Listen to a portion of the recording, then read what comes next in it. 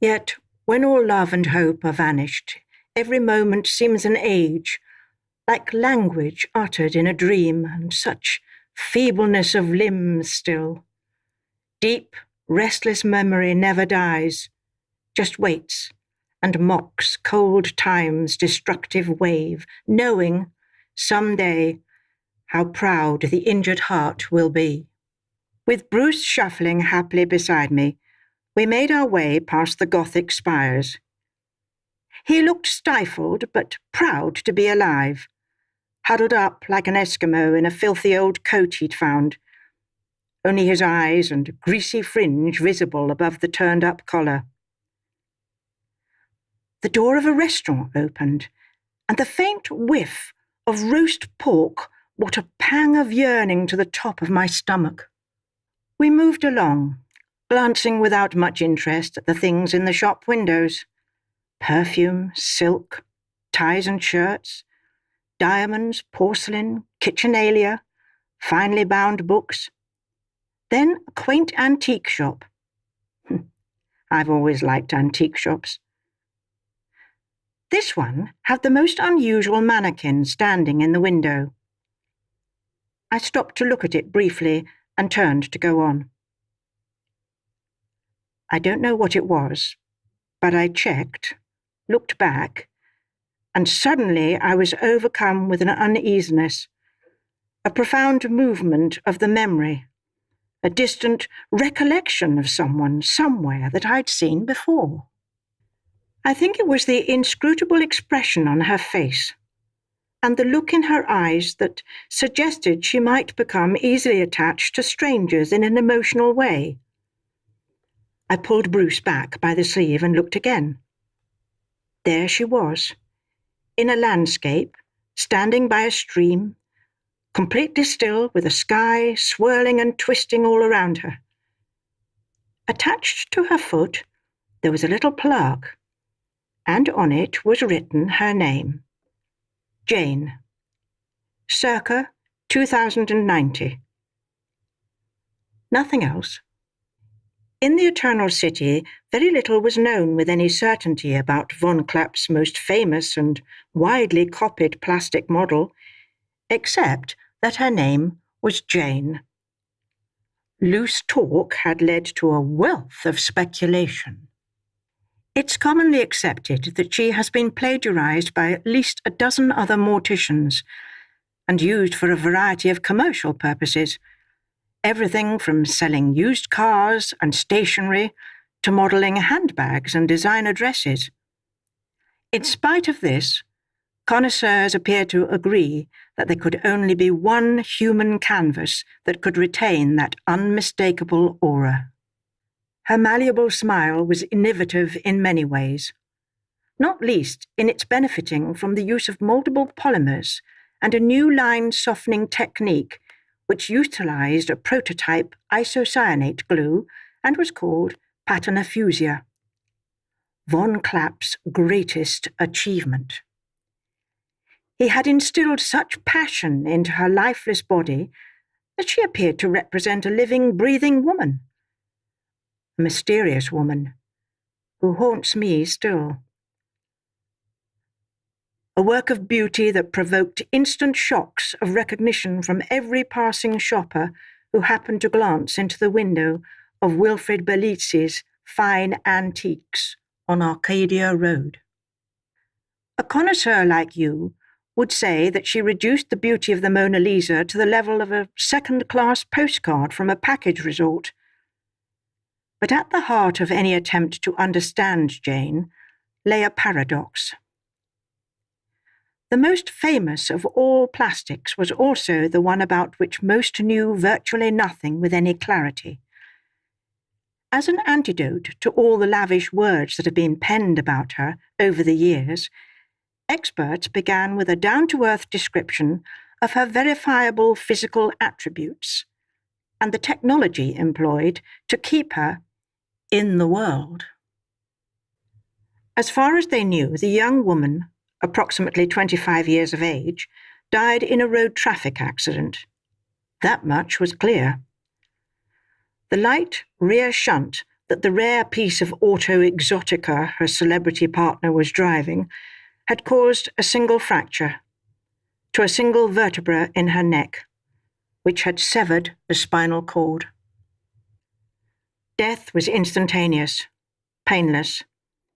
Even the rescue services couldn't believe what they saw when they opened the door of the car to a young woman who appeared to have fallen asleep at the dashboard, with her eyes open. First-time viewers who had only ever seen her in the news or in the pages of a magazine often commented on how tall she was. They know from the record of possessions that she wore very high heels in life, and that this extra leg length was often carried through in her copies. It appeared that her glossy blonde hair had been trimmed several inches, probably in the early days by one of von Klapp's unthinking assistants. Needless to say, her remains were prepared in the complicated and painstaking way recommended in von Klapp's book, The Treatise on Embalming.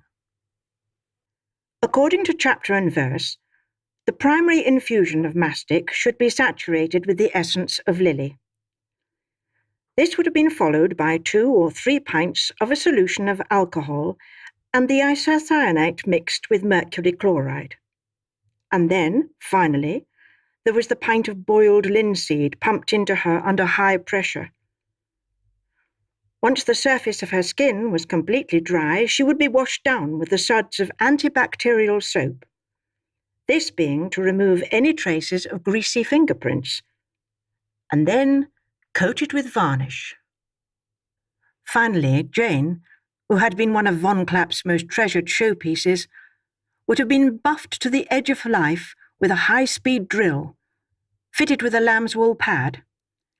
There would be no rest until her finished surfaces shone, as though she had been fitted with colorized panels of ivory. Tests to verify her authenticity had confirmed that the pigments used to paint her skin had been suspended in a fluid oil medium, and that the coats had been built up through a series of thin collar washes, very much in the style of the early pioneers of plastification. Of course, it was all there in the detail. The tag fused to the glassy skin on the back of her neck confirmed, undeniably, that she was indeed a child of von Klapp, and therefore priceless. Wilfrid Belizzi led a ghost-like existence between the tiny dark shop and the even tinier back room where he would eat, sleep, and dress in front of a long mirror. He seemed never to leave the place and, at the same time, have almost no customers. Wandering around among his objects of art, behind thick spectacles with his rounded shoulders shrugging, he always had the air of being a curator rather than a tradesman. With a sort of faded enthusiasm, he would run a fingernail along the cracked bodywork of a faded plastic, or tap the lid of a locket containing a curl of some long-dead relative's hair, never expecting anyone to buy it, merely that they should just admire it. He was heading a family dynasty that included his father, and his father before that, ancestors who had decided for themselves to go into selling plastic people, to take it very seriously, and to work very hard, fully knowing that it wasn't a profession for people who bled easily. Wilfrid always struggled with the word dynasty, and in a refined tone would appeal against the idea at every suggestion. A dynasty? No. It seems to me no more one of those than carpenters following each other. But then perhaps there is some genetic touch that twists into the next generation. I prefer to be generally associated with the sale of fine antiques. In Wilfrid Belizzi's antique shop, Jane was set against a dreamscape background which reminded me of Forever Park. When I gazed into the heart of the window, it felt almost possible to step inside and become part of her glassy world. A Flemish fairy tale log cabin, a snow scene, with the yellow and green hills littered with a flurry of polystyrene loops and pale blue butterflies, placed in lush green fibre trees, all set beside a cellophane stream that flicked its way into an icy rock pool of perspex and paper. Landscape and figure united in romantic fluidity. She is confirmation of von Klapp's own conviction that everyone came from something else, and everyone is part of something else, and everyone can be turned into something else, and there is simply nothing more to it than that. People came into the shop to ask if Jane was for sale. Mr. Berlitzi explained with polished self-calm and an exorbitant smile toward the heavens. Absolutely not. People would never be able to afford her. No, I'm afraid this girl isn't for sale. Jane is purely ornamental, solely for decoration. He would say before launching into a monologue worthy of travelling charlatans selling the elixir of life, "Now that you are in a crowd, look around at your fellow women. What do you notice about them? Their lipstick is probably nude. Their foundation is probably better than it used to be. But what about their eyes? If you look closely, you can see how Jane's eyes appear to be composed of earth, water, air, and white heat. Look how the contours of her body resemble those of the dusky hills beyond. Surely she is something more than science. Look for yourself. The motion of her arms and the delicate cascades of her hair appear to act together with the little rivulets of blue drapery tied here." He delicately gathered up the two bundles. "Around her ponytails."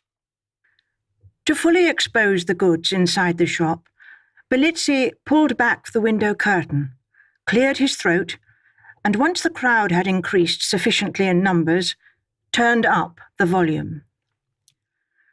"Ladies and gentlemen, see how the spiral folds of the veil evoke the gentle ripple and flow of the flakes from the snow machine.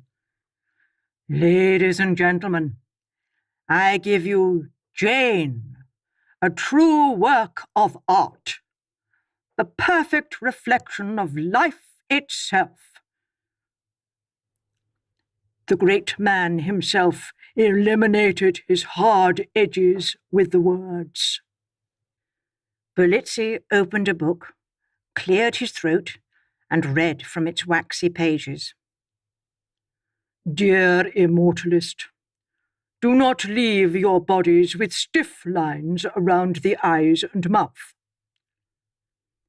That's the kind of magic that enabled von Klapp to achieve the haunting ambiguity and mobility of expression that became his trademark.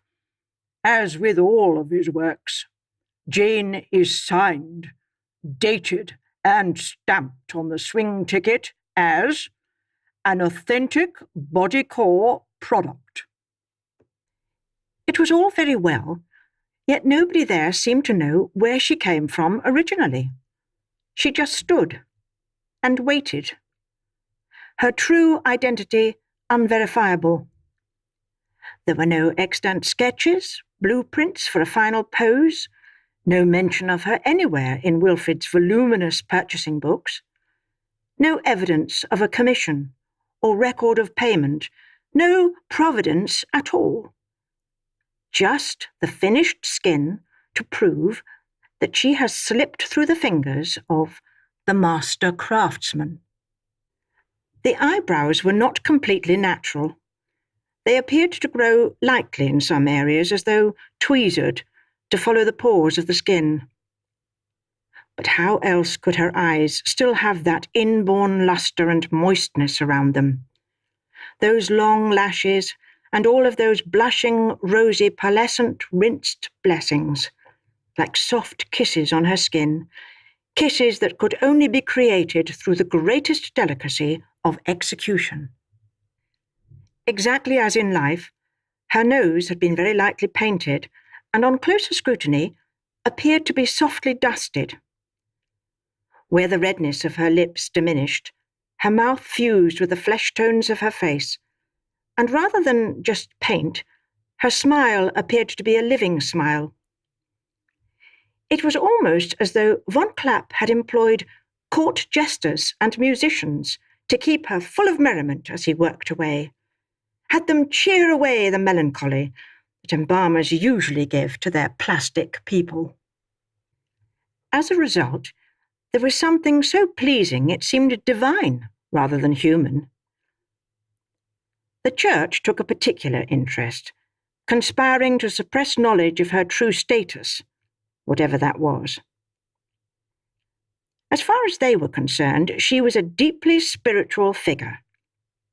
Symbolically, she represented the psyche, the wisdom of Goddess Sophia, the spiritual consort of the new Messiah, and the unique recipient of an ancient tradition. Over time, supposed genealogical links became tangible evidence of a conspiracy. People, who must have met other people, were transformed into co-conspirators.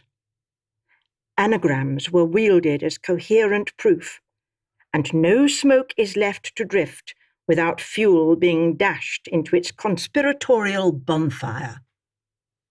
I watched with stony-jawed astonishment at the power of Jane's force, a force that could manipulate the world outside by passing a static flourish of thought. It coursed through the crowd like a bolt from above.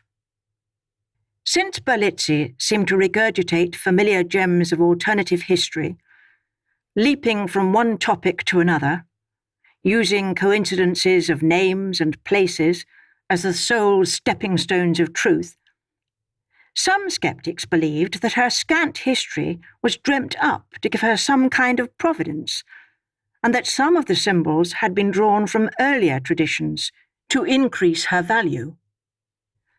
Others were convinced that she was the inheritor linked with the maverick of a secret tradition, and that some medieval entity with a secret agenda managed to destroy all texts that mentioned her. Through all of this was the resounding notion that Wilfrid Berlizzi was the guardian of the secret tradition, and that he was listed as one of the Grand Masters of the Priory of Sion. The few friends that secretly knew Jane personally came to see her in her plastic condition. I thought that I recognized them from Cleopatra's, and they were amazed to find that she appeared as alive in death as she was in life. Of course, if she was really alive, it would be a compelling routine, like a street performer who had been standing motionless with the thought that all could be lost in the blink of an eye, waiting for a coin to drop into a paper cup. Of course, I am one of those people who knew Jane in her previous life, and what I am about to tell you is all I know. She always had a flair for business, not all of it legal. She began working on her father's clothing stall on Petticoat Lane in the late 70s. But as a teenager, she fell in with a fast crowd and spent the next 5 years ducking and diving to finance her lifestyle. In the early 80s, she took even bigger risks. Whilst sporting shorter skirts, she began mixing with gypsies, the criminal underworld, and other members of royalty in Cleo's casino. And here, their stereoscopic eyes seemed to get everywhere. A tiny insect landed on Jane's shoulder in the form of a locust. Its antennae began to sweep over her. "What's it doing?" I asked the man standing next to me. "It's a toucher. They employ radiation to heat up cold surfaces to check for any signs of genetic or ideological data. They have a microprocessor that deploys sound and visual effects to test for any presence of mind or behavioral changes. They're probably trying to find out whether she still has the capacity for self-realization. I thought, as the window displays changed through the seasons, so might her ideas on morals and responsibilities. If it was a bug, its transmitter would be relaying images to its handler. As I stood there, fascinated by its jerky movements and the flickering glow from its acetate wings, I noticed that there was something being reflected in the window glass in front of me. Something that was descending down behind me and coming into my viewing range. It was such a strange combination of function and fashion that I turned around and saw that the man guiding it was wearing a pristine suit while peering out of the pillbox side window of an incredibly transparent and thinly padded craft. It had a sparse dashboard with a huge single wiper dominating the front screen, a great chunky arm that made the whole thing look like one of those infuriatingly incompetent lucky dip machines at an amusement arcade. I watched as he moved his finger around a glass ball being constantly reined in from zero gravity inside the cockpit. And after hovering for a few moments to bring his machine completely still, he brought the toucher into an airlock. Once he'd calculated cosmic alignment, his ascent up and away from the shop front was sublime. While the entire craft began to tilt and rock, I thought to myself how far in advance his mathematical dexterity must have been, and watched a quicksilver bubble zip up towards the Gothic towers of Arcadia Road and shrink into the busy sky traffic. In a flash, it became a spot in the clouds and vanished through a pinhole in the blue. Long before anything on the road had distracted her attention, I'd become hooked on the honesty in her ability to articulate spontaneity without moving. My stomach tangled in the sensation of being held over the precipice of an erotic reflex action every time I looked at her. Her stillness rendered my powers of description to no more than a continuous stream of expletives. Each time I inched closer to the glass, I watched and listened, and was overcome with a silent inward sigh. Looking closely at the pit of her throat, I could swear that her pulse was throbbing, in time with the purring of the electric water pump, and in her reflection came dreamlike signals that danced on the glass like the northern lights. It became impossible to determine which came first, the sense that she was asking for attention, or the observation itself. While I was paying attention to everything, the glint of light on the waters, the imagined tear in her eye, swimming around the edge of the experience was another, flirting with my second attention. It chimed with my melodic intrigue, and together we brought the stirring to the waters of the artificial stream. All of a sudden, I became infected with her whisper. Her wrestled words manifested in my ear, and in a moment I was on her side of the glass. Since then, how many times have I played that memory to myself, on repeat in the silence of my friendless room, until she peered through the window of my playhouse, blinked her fee to me, and I spilt my drink on the settee. Clearly, class, as well as sexual boundaries, was becoming increasingly blurred in the Eternal City, just as prostitution itself. Money and sex are inextricable, so it was hardly surprising that an image such as Jane, who unwittingly embodied such topical issues, attracted reverence, fascination, and scorn in equal measure.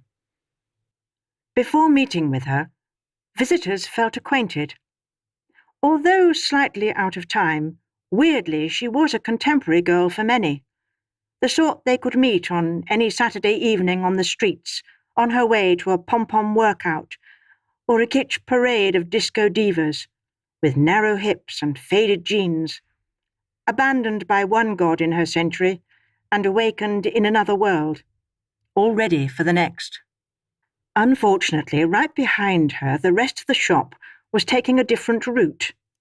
It was filled with a 6,000-piece strong collection of wooden bygones, souvenirs relating to the cyclones of ethnic cleansing, death camp relics, and associated war crime memorabilia. Belitzi was facing an international storm. One old lady, stirring the crowd, had a phrase for it. "It's an unspeakable act of moral criticism." Destroying or neglecting these items would only make it easier for revisionists, decades or centuries from now, to pretend that the cyclones never happened.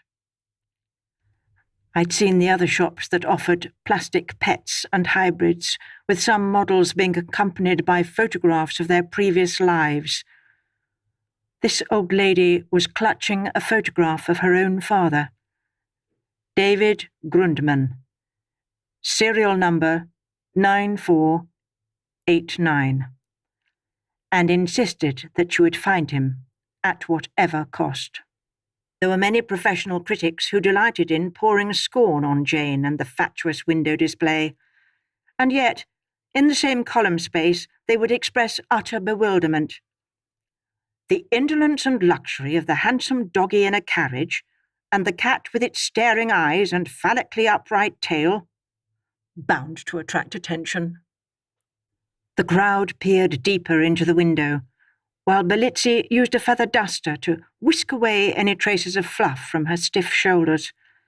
And very soon, the whole show was elevated to cult status, with the local travel agents offering excursions for the devotees, who might cross 9 time zones and 6,000 miles to pay homage to what so many had come to consider an elaborate hoax, or at the very least, an unknown, and therefore not to be trusted, relic.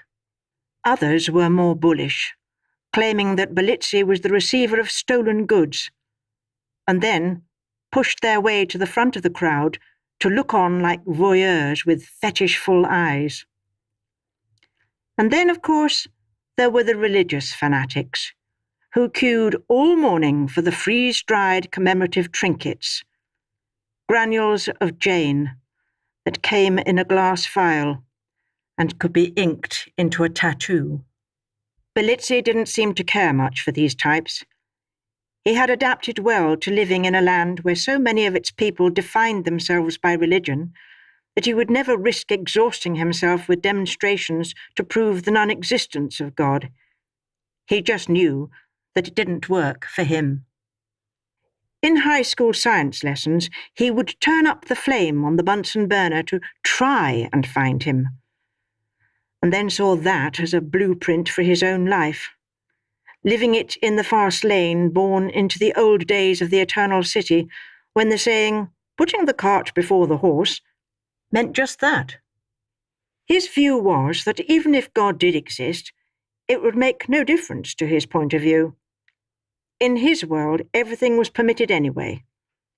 And besides, the real problem, he says, is not that of his existence. What man needed was to find himself again. And that's just what Belitzi was doing, waddling his way around his shop in a realm where there are only men and hollow-shell relics of another time. Sometimes it was difficult for him to deal with abandonment, but he still believed in love. Even death couldn't end his affair with it.